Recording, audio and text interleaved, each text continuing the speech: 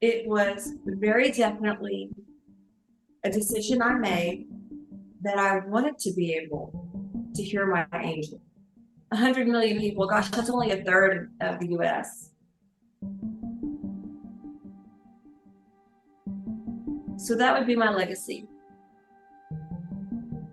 to know I've reached 100 million people and given them the tools they need to communicate with their angels, their guides, with spirit, and to know and to feel validated and have confirmation of that communication.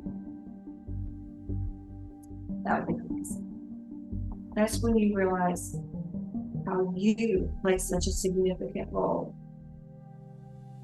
in the greater good. Tell me the story about how you first knew that you could hear angels. I didn't know. I was lying in bed at night and I could hear music.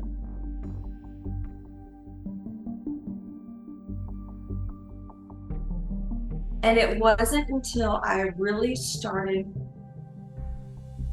educating myself on energy, on realizing that people's thoughts, feelings, emotions, it's just energy. And it would come to me and it would land on me. So I knew I had to learn how to get rid of this energy. And it was pretty intense. But after about a week of doing some very specific meditations, I got rid of all the energy, all the thoughts, emotions, memories, feelings that didn't belong to me.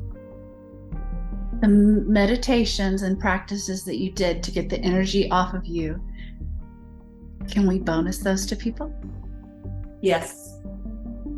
In my research of angels and energy and metaphysics was when I found out that it was really my angels communicating with me. But quit my job to Hawaii to get my certification. The whole week I was there, I sucked. It was horrible. Everybody else was seeing these beautiful colors and auras. And I said, well, I've just spent all this money coming to Hawaii. I'm not going to just turn around and go home. So I stayed in the class. And when I went home, I put up an ad that said, hey, I'll do angel readings. And the first person who I did the reading for, I sat there and had my eyes closed. And I'll never forget this. I tuned in and I went, oh, does your husband have a mustache? And she said, yes, he does. And I went, oh, okay, hold on. And I closed my eyes again to try to answer the next question.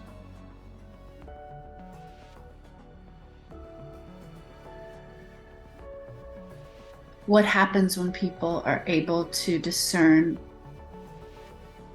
the difference between what's coming at them? Because I know one of the things you talk about is that you've never had anyone who's studied with you who can't hear the angels.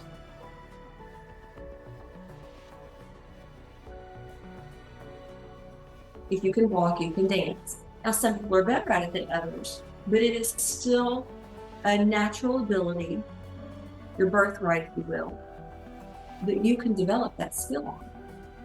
And for me, it wasn't some near-death experience where, I looked over and saw full-bodied apparitions. So I wanted to be able to hear my mom, who had recently crossed over. I wanted to be able to talk to her. And so I knew this was a skill that everybody was born with and it could be developed.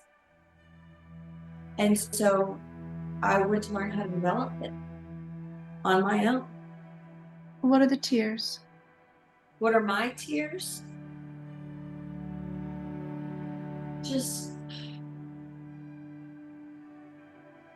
I miss her. She was my best friend.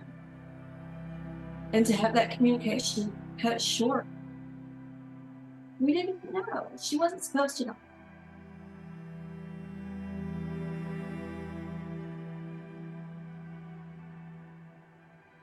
And I miss her a lot. And I wish she were here right now because I think she'd be jerking a knot in everybody's tail.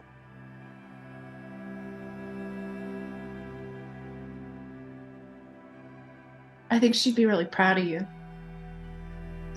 You think? Oh my gosh, look at what you've done. You've created an empire. You like certify people, you teach people how to certify people, you mentor people. Like people pay you 6 figures for you to tune in for them. What's the thing that allows them to do the thing? And so somebody said God already. So if you were going to pick a different one, would it be your mom? What would you call, like, what is the overarching thread through even like the messages that you hear? Because you've heard so many messages for so many people. Like, what's the theme? Her ability to help other people is incredible. So God sends his messengers, his angels, to help us. And if we can focus back on that, on the love, unconditional love, and encouragement and support, and not rely on our own knowledge. That's been one of the biggest things for me is a client would ask me a question and I'd be like, oh my gosh, I don't know the answer to this. And I would have to say, that's right. Courtney, you don't know the answer to this. She's not calling to hear what you have to say or what your thoughts are with me. This is about what the angels are saying, what God is saying. And it's a little humbling, but it's very, very comforting to know that I don't have to have the answers. She truly cares about you. She truly does. She's got a heart of gold.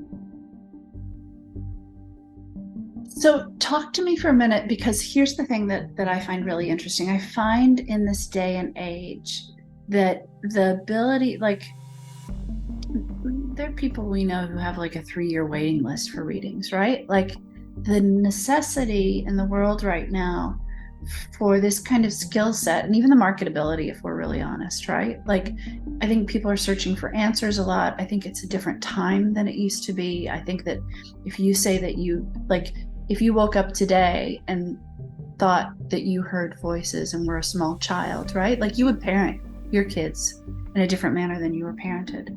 So talk to me for a moment about the certification work you do with people, because I think it's freaking brilliant.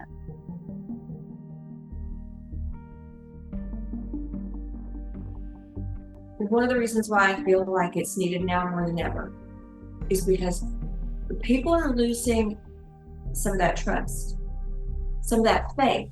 You may have had faith in your government and knew that things were just going to work out right, things would be right. And I believe people are starting to see through it. One of the questions I get asked the most is not just about what's going to happen tomorrow, but what does it look like long term in the future? And being able to certify people right now and teach them to use that ability, use that gift that everybody naturally has, and it can be developed. But to use that gift in a way that's going to bring reassurance, comfort, guidance, encouragement, even healing to others. Bringing that guidance and that healing to others.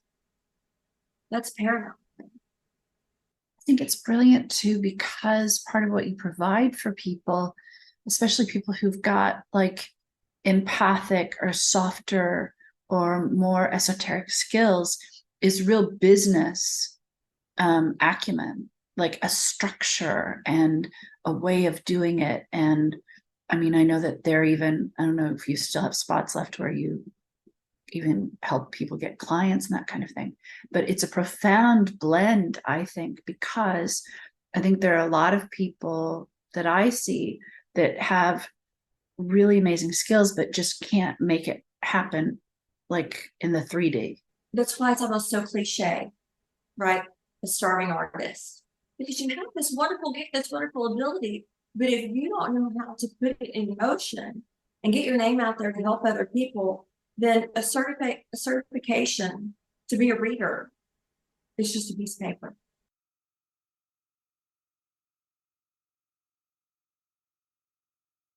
I love that you talk about the barrier. Can we talk about any of the, because I know, I don't know if we get to name people's names. I know that you work with a lot of people behind the scenes. Can we talk a little bit about any of the things that you found for people? I know there are people who like, they're like, I have my kids because of Courtney. Can we say any of those fun things so that people really understand? Because I think that there's a way where folks can feel like, oh, this sounds like okay, but like you're really known as the real deal. So can we highlight some of the real deal things that you've found for people?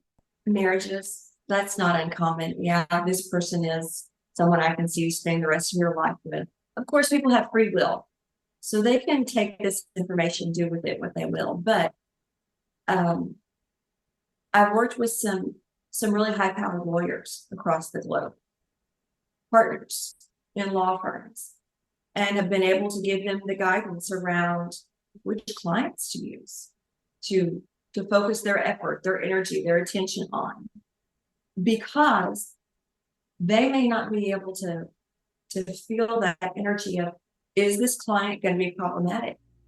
Are they telling the truth?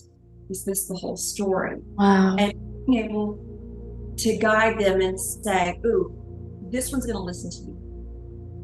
I've talked with clients who were really concerned about their inheritance and wanted to know how that was going to go.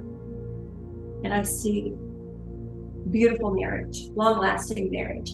I see children, not just children, but twins, and being able to tell them that aspect, to give them that hope, to give them that light at the end of the tunnel, because there are sometimes we are just at a point in our life when everything is so daggone hard, we may not feel like we can even fight, may not feel like we have what it takes to continue going on our path.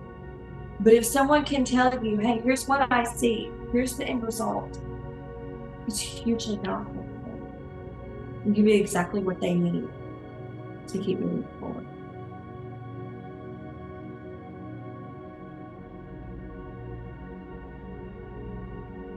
It's so interesting because I think that the people who come to you to learn from you, that's the thing that often they're up against. They're up against a point in their life where they go, okay, like I've amassed this whole history of doing things. I've taken care of all of these people. I've done all these things, and maybe I'll just go die. It's like, why instead don't you, yes, do what you came here to do? I think it's a real choice point for people that are drawn to you. Don't you agree? Yes, because they go, I'm not ready to just sit and grow old. I've amassed a fortune, fame, wealth, everything, but I still haven't really done what's in my heart. Wow. And that's where a lot of my clients come to me. They go, I need that guidance. I need to know what else I'm here for. And when people sign up for Angel School, because I know that you have a program that you do with folks where, like, if they don't want to become certified, but they just want to learn how to do it, do they get the skill set to tune in? Sure. Yes. Angel School still gives you the steps. It gives you everything you need to start tuning in and having that communication with your angels and guides. The difference is, and this is where I'm so different. When I got my certification, it was, here's your certification, now you're thrown to the wolves. To say that our session was life-changing would really be an understatement. With me, I don't just teach you how to do it. I don't give you just the theory. I'm with you. Hand in hand, we walk through it. I let you practice. I practice with you. And they're live people that you're doing readings on. But I go into the energy with you.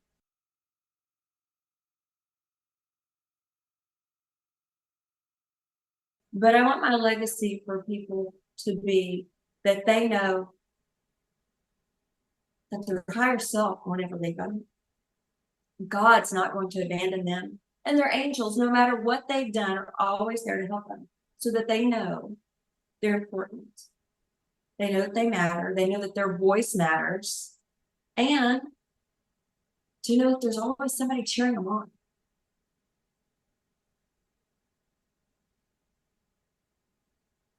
Knowing they're not alone.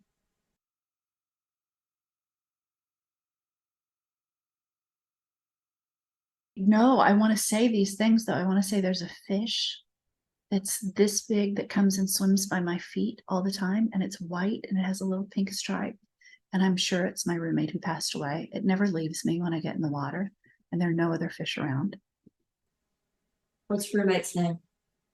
Kendra. What's the letter M? Is that our last name?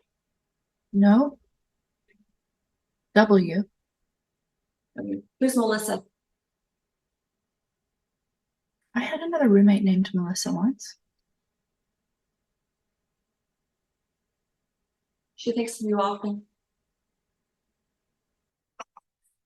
Wait a minute. I didn't say we were tuning in. I was telling you that I think I have cool skills because I know this fish. And I saw an angel when I was pregnant with Olivia. What it look like? Well, this is what I want to say.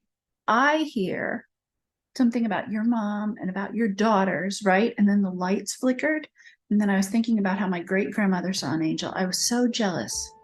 Oh my gosh, only wanted to see an angel, right? And then finally saw one when I was pregnant with Olivia. And I led with the fish story.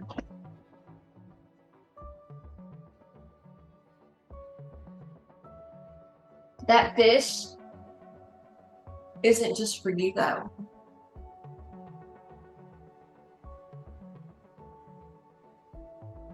There's a connection with your daughter, so there's something around mothering that comes through with the fish.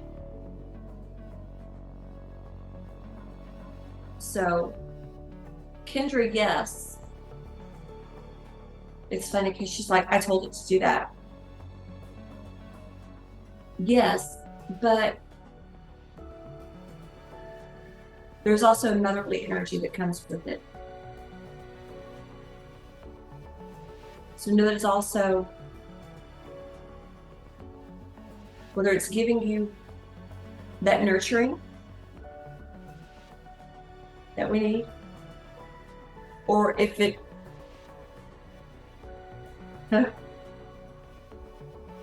you've, stay with me on this, you've talked to this fish, maybe not directly to it, but you've had these conversations in your mind even about mothering or parenting, and that fish has been there. Can you confirm that? Is that true? It feels true. I can't think it though. I don't have, I mean, I'm always with the fish when I'm thinking about my daughter, right? Like she's sure it's eating the skin off my feet and stuff. So we're always there together. Yeah. It's a mothering, comforting, supportive, nurturing energy that comes to you, but it's also about you as a mother.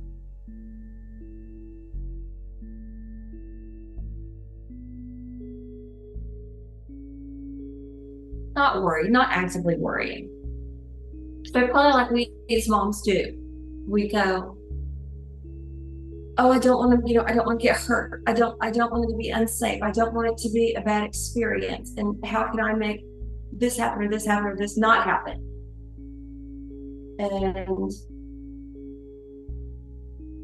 And that's what Kendra is saying is your love is enough.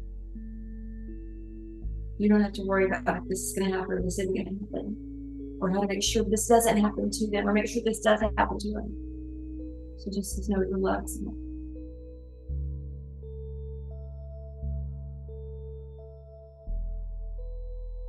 I'll say one other thing, which we may cut, but it'll get me present so that I can get back to you. Her mom, Kendra's mother. That's the thread. Her mother was, I cannot even, her mom is the biggest moment of God that I've seen in real life. Kendra was tragically passed away, and someone who was sort of just in the midst of that couldn't have controlled it. I saw Kendra's mom just hug and like forgive, and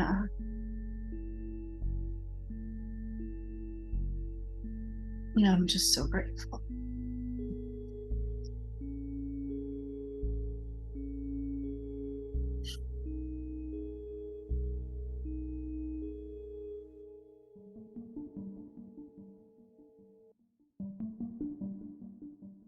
I was going to say I can help guide you back to God. And I was thinking about other people who would say, well, let me just go to my minister. This is different than that. This isn't quoting Bible verses. This isn't sticking to rules or a certain dogma. This is a connection with love, a connection with God, with God's messengers, with ascended masters.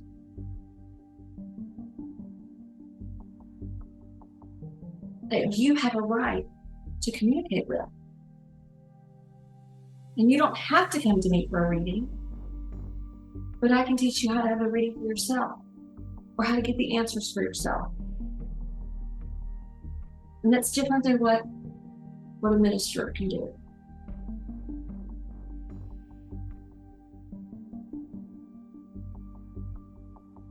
You can read all the books you want, but it doesn't mean you'll feel or experience that intimacy with spirit. And that's what I can do.